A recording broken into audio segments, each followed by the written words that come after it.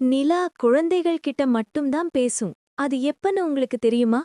இந்த நிலா இன்று ஒரு குழந்தையிடம் பேசப் போகிறான். அவன் வாழ்க்கையையே மாற்றப் போகிறான். இது கண்ணன். ஒரு சின்ன கிராமத்தில் வாழும் நல்ல குழந்தை. ஆனா அவன் மனசுக்குள்ள நிறைய சோகம். கண்ணா, என்னை பார்த்து ஏன் இப்படி சோகமா உட்கார்ந்திருக்கிறாய்?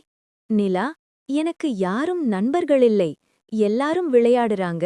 நான் மட்டும் தனியா இருக்கேன். கண்ணா, என்னைப் பார். நானும் ஒவ்வொரு நாளும் தனியாகத்தான் வானிலிருக்கேன். ஆனா இந்த உலகத்துக்கே ஒளி கொடுக்கிறேன். தனிமை என்பது பலவீனமில்லை கண்ணா, அது ஒரு வலிமை. நிலா, நானும் உன்னைப் போல தைரியமா இருக்கணும்.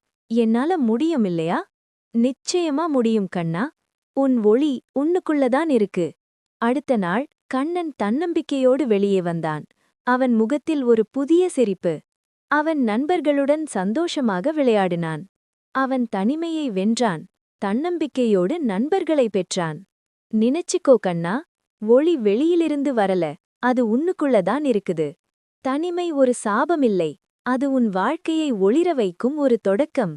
நிலா பேசினது ஒரு குழந்தையின் மனசை மாற்றியது.